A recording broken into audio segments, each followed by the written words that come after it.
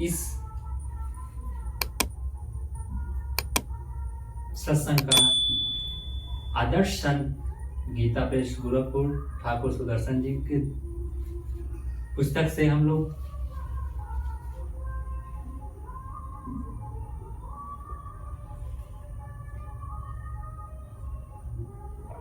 निवेद आपके चरणों में निवेद करने का प्रयास कर रहा हूं।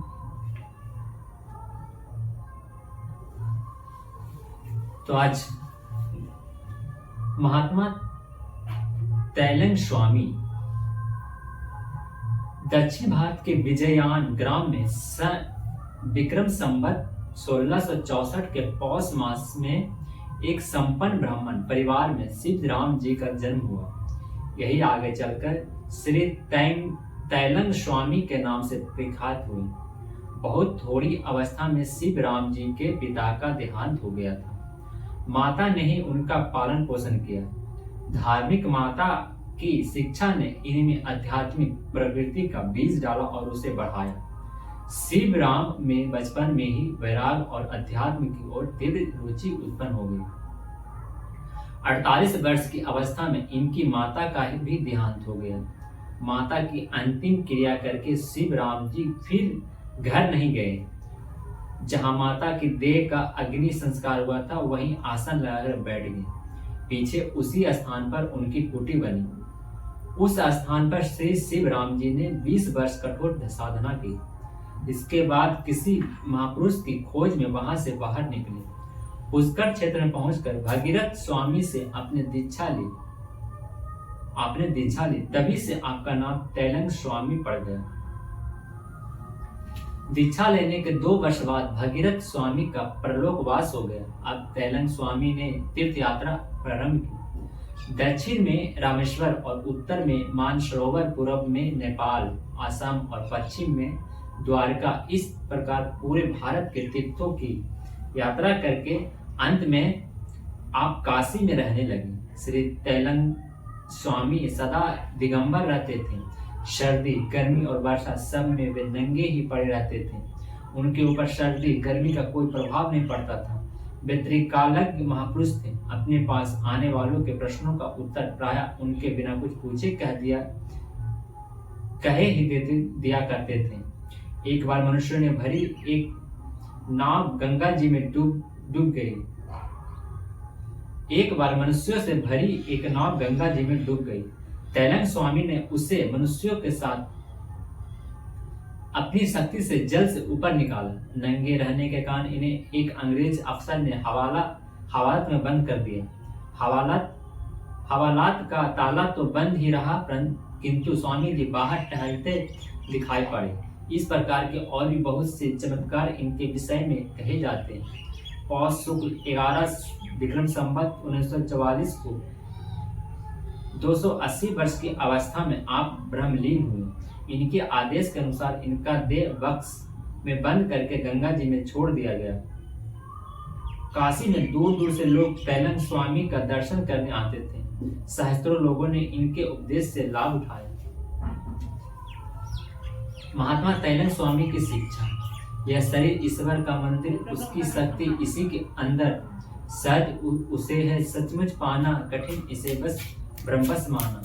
जितना जग में नाम कमाने, जग की और वस्तुएं पाने, स्वजनों को यह सुख पहुंचाने, असुचि देह को सदा सजाने। इन कामों में हम श्रम करते, इनकी चिंता में हम मरते। उसका यदि संतास भी श्रम है हो, तनिक ध्यान उस ओर न कम हो, तो प्रभु को निश्चय पा जाएं, फिर न जगत में भटके आएं। कुछ न असंभव हो फिर जग में, जो बढ़ जाए राम के मग में। भक्ति श्रेष्ठ साधन सुंदर, जिससे मिलता वर्णित सुख करे भक्ति सब उसकी। हम समन से धनी बने इस उत्तम धन से। स्वामी भास्करानंद कानपुर के पास के किसी गांव में विक्रम संवत 1890 के आश्विन मास में कान्य कुवज ब्राह्मण परिवार में श्री भास्करानंद जी का जन्म हुआ था। माता पिता ने उनका नाम मतीराम रखा था। या को पवित्र संस्कार होने के बाद 12 वर्ष की अवस्था में ही उनका विवाह हो गया, किंतु विवाह का कोई प्रभाव मतीराम पर नहीं पड़ा। बचपन से ही उनमें से जो वैराग का भाव था वह बराबर बढ़ता ही गया। 17 वर्ष की अवस्था में मतीराम संसार की सब माया ममता छोड़कर घर से चुपचाप निकल पड़े। अनेक स्थानों में घूमते घामते वे मालवा पहुंचे। मालवे में वे 7 वर्ष रहे और उस काल में वेदांत शास्त्र का अध्ययन किया। उस समय के प्रसिद्ध महात्मा स्वामी श्री पूर्वानंद जी स्वसती उज्जैन में थे। मतीराम वहां उनकी शरण में पहुंचे। स्वामी पूर्वानंद जी ने उन्हें संन्यास की दीक्षा दी। अब मतीराम का नाम स्वामी भास्करानंद सरस्वती हो गया। संन्यास लेकर भास्करानंद जी काशी चले आए। कुछ समय तक काशी में रहकर उन्होंने भजन साधन किया। फिर भारत के विभिन्न तीर्थों में घूमते रहे। इस यात्रा में अनेक सिद्ध योगियों से उनकी भेंट हुई। योग के साधनों के अभ्यास से अनेक सिद्धियां भास्करानंद जी ने प्राप्त की। अनेक स्थानों पर उन्होंने चमत्कार भी दिखाए, किंतु सांसारिक विषयों को या जगत के सम्मान को पाने की उनके मन में तनिक भी कामना नहीं थी।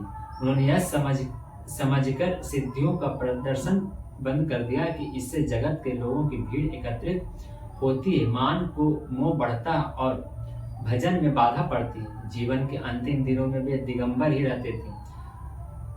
विक्रम संवत 1956 के आषाढ़ महीने में उन्होंने देह त्याग किया। उनका दृढ़ विश्वास था कि श्रद्धा के बिना आध्यात्मिक लाभ नहीं होता। श्रद्धा और विश्वास ये परमात्मा के मार्ग में बढ़ने की मुख्य सीढ़ियां हैं। श्रद्धाहीन व्यक्ति पर अच्छे से अच्छे उपदेश का भी प्रभाव नहीं पड़ता। भगवान को तो वही पा सकता है जिसके मन में भगवान पर, शास्त्रों पर और भगवान के भक्त संतों के उपदेशों पर श्रद्धा हो। बहुत से लोगों ने स्वामी भास्करानंद जी के उपदेशों से प्रकाश प्राप्त किया। उनके उपदेशों से सैकड़ों व्यक्तियों के जीवन में अद्भुत सुधार हुआ। स्वामी भास्करानंद जी की शिक्षा: श्रद्धा करो शास्त्र पर अभिचल, प्रभु की सत्ता पर मन निश्चल, संत वचन पर दृढ़ विश्वास, तब समझो अपने प्रभु पास। तर्क सदा ही है भटकाता, तार्किक कहाँ सत्य है पाता, जिसे न श्रद्धा या विश्वास सत्य दूर होकर भी पास, उसे न शिक्षा देती राह, तर्क सदा करता उदास। तर्क रोग है अति ही धीन, करता है वह चितमली, गुणवंता श्रद्धा के संग देग लगता फिर सच्चा रहे। इससे तुम श्रद्धा अपनाओ, इसी मार्ग से विभु को पाओ। सात संत ईश्वर पर श्रद्धा, धर्म आचार हेतु है श्रद्धा, श्रद्धा देती वह ध्रुव धाम, श्रद्धा ही शाश्वत विश्राम। गोस्वामी विजय कृष्ण श्री गौरांग महाप्रभु के परिकारों में श्री अद्वैताचार्य जी का स्थान प्रमुख। महाप्रभु आचार्य का बहुत सम्मान करते थे। उन श्री अद्वैताचार्य जी के वंश में ही गोस्वामी विजय कृष्ण जी का जन्म हुआ। गोस्वामी विजय कृष्ण जी के गृह देवता श्री गोविंद थे। बचपन में ये अपने उन कुल देवताओं को अपने साथ खेलने के लिए बार बार बुलाया करते थे और न आने पर प्रेम भरे रोष में बुरा भला भी कहते थे। बचपन से ही श्री गोविंद में इनकी दृढ़ सख्य भावना थी। इनका स्वभाव ऐसा था कि जिस विषय की चर्चा करते थे उस विषय में भली प्रकार निमग्न होकर उसके गंभीर रहस्यों को पाए बिना इन्हें संतोष नहीं होता था। वेदांत के तत्व ज्ञान की इन्होंने केवल चर्चा ही नहीं की, उसकी अपरोक्ष अनुभूति प्राप्त की। ब्रह्म समाज उस समय अपने शिशु अवस्था में था। समाज में इस नवीन धर्म के प्रति नाना प्रकार के भ्रम फैले हुए थे।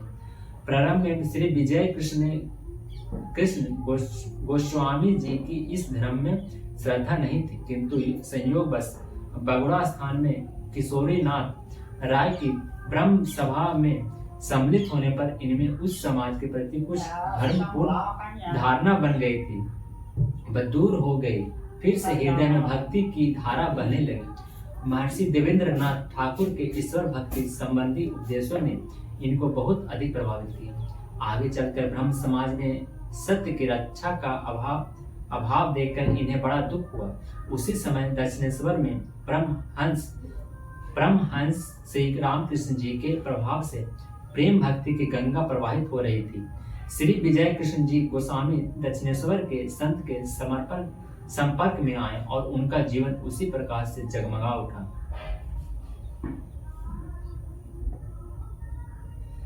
उसके बाद तो श्री विजय कृष्ण गोस्वामी का पूरा जीवन भक्तिमय हो उठा। उनका उपदेश, उनका प्रचार सभी कुछ भगवत प्रेम के लिए होने लगा। वे सदा इस विषय में सावधान रहे कि भगवान के संबंध में उपदेश देते हुए अपने व्यक्तित्व का अभिमान या संप्रदाय की संकीर्णता न आ जाए। इसे सहस्त्रों शिष्यों को साधन पथ में लगाने पर भी इन्होंने अपना कोई संप्रदाय नहीं बनाया। ऐसे महापुरुष सदा अमर होते हैं। उनका चरित्र हम सबको प्रेरणा देता है। उनकी वाणियां भक्तों के हृदय में भगवत प्रेम की प्यास जागृत करती रहती है। गोस्वामी विजय कृष्ण की शिक्षा, जो पाना चाहे भगवान, जो चाहे प्रभु प्रेम महान, त्यागे वह इंद्रिय के भोग सभी मन के रोग। भक्ति भोग में सहज विरोध, जैसे दया और है क्रोध। चाहे एक साथी जाना पूरब पश्चिम दोनों पाना, उसे कहे क्या वह अनजान भ्रम से नित रहता हैरान। रहे हृदय विषयों की चाह, रहे न संयम की परवाह। चाहे भगवत प्रेम महान, है वह अतिशय ही अज्ञान। भोगों में दुख रोग अशांति, प्रभु में सुखद शुभ शांति। भोगों से अपना मुख मोड़, चिन्मय प्रभु से नाता जो। पावे हम आनंद अपार, मिटे सकल माया व्यापार। जय श्री सद्गुरु, जय श्री सद्गुरु। आज हम लोगों ने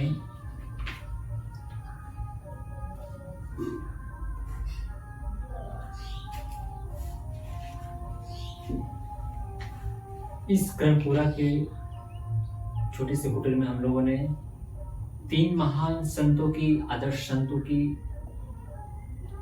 जीवनी को श्रवण किए।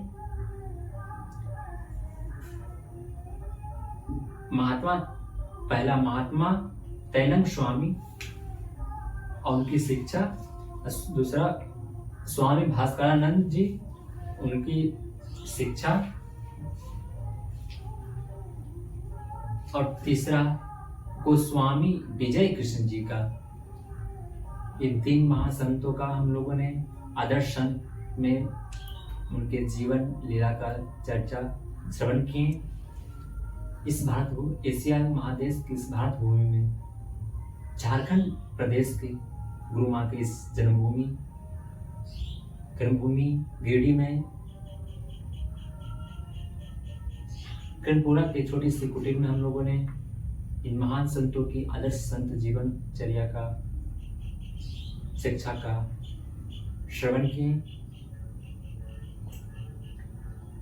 चैनल पर नए हैं तो चैनल को सब्सक्राइब कर लें, कमेंट करें, कमेंट अवश्य करें। कमेंट सार्थक हो, सत्संग से जुड़ी कुछ जिज्ञासाएं हो उसे रखें। शेयर लाइक अवश्य कर लें। चैनल को सब्सक्राइब अवश्य करके रखें। आने वाले जो भी कुछ रहेगा सबसे पहले आपके पास पहुंचे।